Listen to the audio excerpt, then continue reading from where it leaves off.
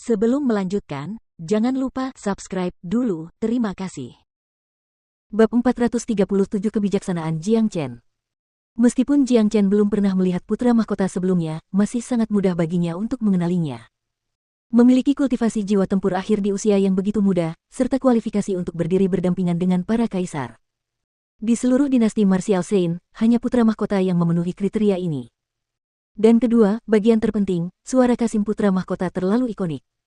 Jiang Chen harus mengakui bahwa apa yang dilakukan Yan Chengyu kepada putra mahkota cukup kejam. Bagi seorang pria, tidak ada yang lebih penting daripada benda di antara kedua kakinya. Jiang Chen. Aku, putra mahkota, akan membunuhmu. Kata-kata Jiang Chen membuat putra mahkota kehilangan akal sehatnya. Meskipun hanya ada satu perbedaan karakter antara Kasim dan putra mahkota, makna di balik masing-masing karakter benar-benar berbeda. Hanya dua karakter ini saja sudah lebih dari cukup untuk membuat putra mahkota kehilangan akal sehatnya. Dia segera mengeluarkan Golden Halberd-nya dan bersiap untuk menyerang Jiang Chen. TL, Taizi, putra mahkota, Taijian, Kasim. Putra mahkota, santai saja. Kaisar keempat yang berdiri di sampingnya segera menarik putra mahkota yang marah itu kembali. Mereka akan menggunakan formasi pembunuh 9 bintang, dan putra mahkota adalah bagian penting dari formasi itu, karena dibutuhkan 9 prajurit jiwa tempur akhir agar dapat berfungsi dengan baik. Lebih jauh lagi, meskipun putra mahkota memiliki basis kultivasi yang tangguh, ia jelas bukan tandingan Jiang Chen. Dan, setelah kehilangan akal sehatnya, jika ia menyerbu begitu saja, ia mungkin akan langsung dibunuh oleh Jiang Chen. Jiang Chen, apakah kamu benar-benar ingin menyelamatkan orang-orang itu hanya denganmu? Tidakkah kamu pikir kamu terlalu percaya diri? Kata Kaisar ketiga dengan seringai dingin terlihat di wajahnya.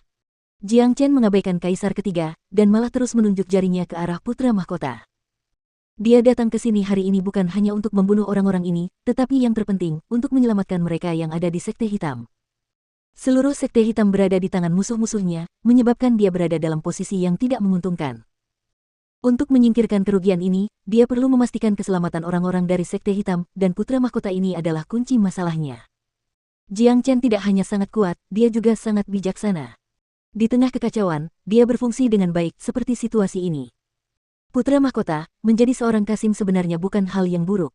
Setidaknya kau masih hidup.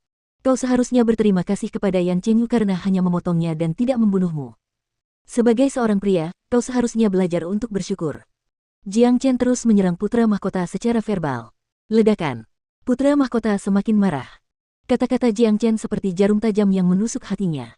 Dia merasa ini adalah penghinaan besar. Dia telah kehilangan hal terpentingnya, jadi apakah dia masih bisa dianggap sebagai seorang pria? Dia adalah kaisar kekaisaran berikutnya, tetapi apakah dinasti martial Saint mengizinkan seorang Kasim menjadi kaisar kekaisaran mereka? Itu jelas tidak mungkin. Bahkan jika kaisar kekaisaran saat ini setuju, kaisar tua di atasnya tidak akan setuju. Oleh karena itu, masa depan cerah putra mahkota telah hancur. Dia pernah menjadi putra mahkota yang dikagumi semua orang, tetapi sekarang dia telah direduksi menjadi bahan tertawaan. Selama beberapa hari terakhir ini, bahkan para pelayan dinasti martial Saint telah menatapnya dengan cara yang aneh. Putra mahkota adalah pria yang penuh nafsu, tetapi sekarang, ketika ia menghadapi 18 istri cantiknya di istana putra mahkota, ia sama sekali tidak merasakan nafsu. Bahkan cara istri-istrinya memandangnya telah berubah, meskipun mereka tidak berani memprovokasi putra mahkota di depannya. Namun, rasa jijik di mata mereka tampak jelas. Seolah-olah mereka memberitahu putra mahkota bahwa ia tidak dapat melakukannya lagi. Astaga! Bagaimana mungkin seseorang bisa menerimanya jika dia sudah diberitahu bahwa dia tidak bisa melakukannya lagi? Yang terpenting, itu fakta. Jangan marah begitu. Sebagai putra mahkota, kamu harus menjaga citra yang baik. Kamu tidak bisa menjadi pria lagi, tetapi menjadi wanita juga tidak seburuk itu. Oh, tidak, kurasa kamu juga tidak bisa menjadi wanita. Ah, tidak apa-apa, bahkan jika kamu tidak bisa menyentuh wanita manapun di masa depan, kamu masih akan memiliki banyak kekuatan dan wewenang. Mungkin dinasti martial Saint akan menjadi dinasti pertama yang mengizinkan seorang Kasim menjadi kaisar kekaisaran mereka. Jiang Chen terus memprovokasi putra mahkota. Setiap kata yang keluar dari mulutnya membuat putra mahkota semakin mendekati ambang kegilaan. Ini adalah contoh khas membunuh seseorang hanya dengan kata-kata. Diam. Tanpa membiarkan Jiang Chen selesai berbicara, putra mahkota hanya berteriak keras, lalu melepaskan gelombang energi yang membubung ke langit dari tubuhnya. Kaisar ketiga terdampak oleh gelombang energi yang kuat ini, dan langsung terdorong mundur.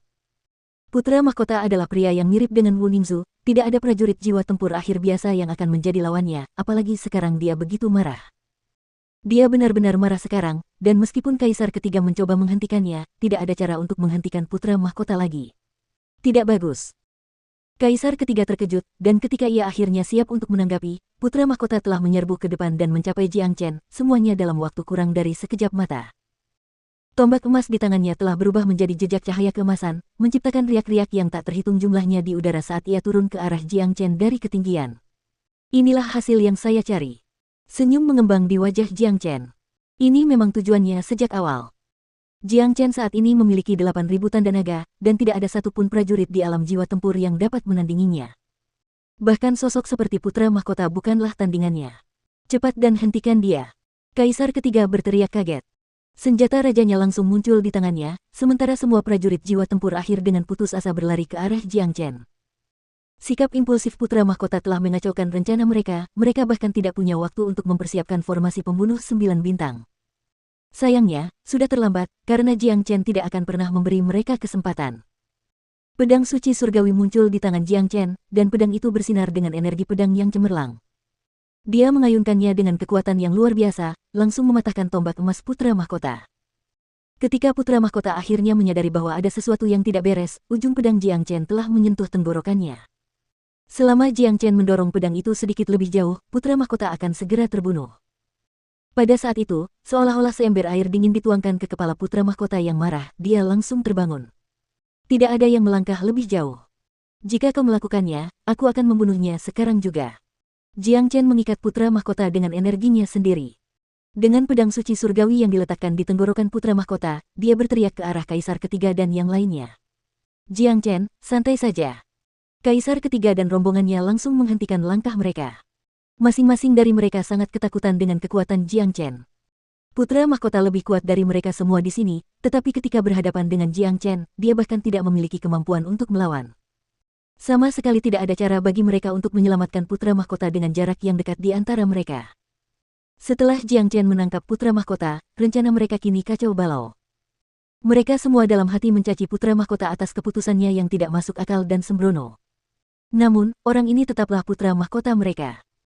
Bahkan jika sekarang ia seorang Kasim, ia tetaplah putra kaisar kekaisaran, dan jika sesuatu yang buruk benar-benar terjadi padanya, mereka tidak akan mampu menghadapi kaisar kekaisaran. Tentu saja aku akan bersikap santai. Mari kita singkirkan semua omong kosong itu. Hai, aku ingin semua orang dari klan Sangguan, Sekte Pedang Myriad, dan dinasti Martial Saint mundur dari Sekte Hitam sekarang, dan semua orang dari Sekte Hitam dibebaskan. Jika tidak, aku akan membunuh putra mahkota sekarang juga. Jiang Chen berkata. Inilah alasan mengapa dia membuat putra mahkota jengkel. Orang yang paling penting di sini adalah putra mahkota, dan selama dia mengendalikan putra mahkota, dia akan dapat mengambil inisiatif, dia akan memiliki token untuk bernegosiasi dengan musuhnya. Apa yang baru saja kamu katakan? Ekspresi Sangguan Seng menjadi pucat. Sekte Hitam dan orang-orangnya adalah salah satu token terpenting mereka, jadi tidak mungkin mereka bisa menyerahkannya begitu saja. Saya tidak akan mengulanginya lagi. Saya akan hitung sampai 3 sekarang, dan jika kalian masih di sini, saya akan membunuh putra mahkota. Jiang Chen sedikit mendorong pedang suci surgawi ke depan, menyebabkan ujung tajamnya mengiris kulit putra mahkota, menyebabkannya berdarah. Tubuh putra mahkota gemetar ketakutan, dia sekarang merasakan ancaman kematian yang nyata datang dari Jiang Chen. Dia tidak meragukan kata-kata Jiang Chen, jika orang ini menghitung sampai 3 dan orang-orang ini masih tidak melepaskan teman-temannya, putra mahkota pasti akan mati. Jiang Chen, kau mencoba menukar semua orang dari Sekte Hitam hanya dengan satu orang. Tidakkah kau pikir ini tidak adil? Wajah Kaisar Ketiga muram, dan dia terus memarahi putra mahkota dalam hati karena telah merusak rencana mereka. 1.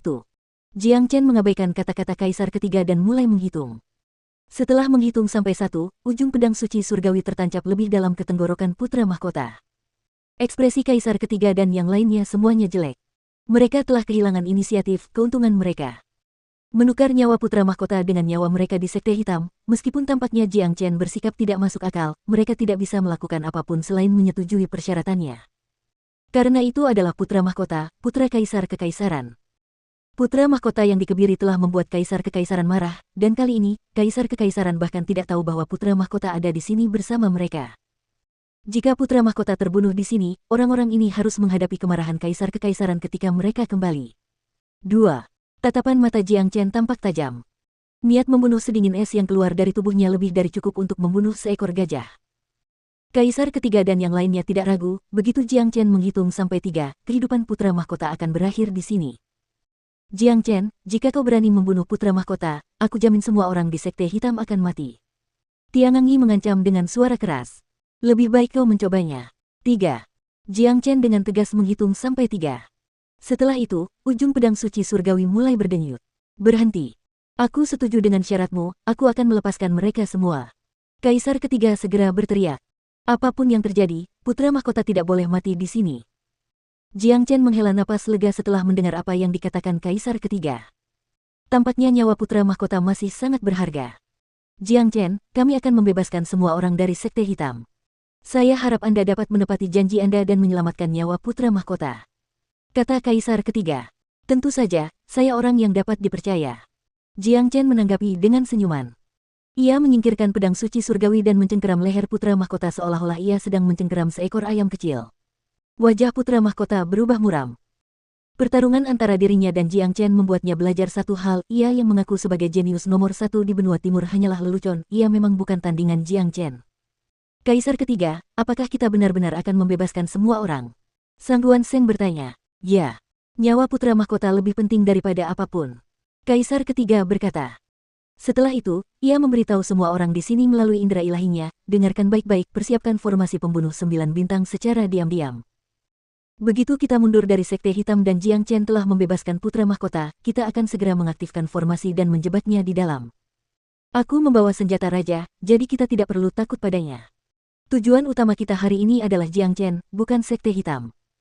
Begitu kita membunuhnya, kita akan dapat membunuh teman-temannya yang lain.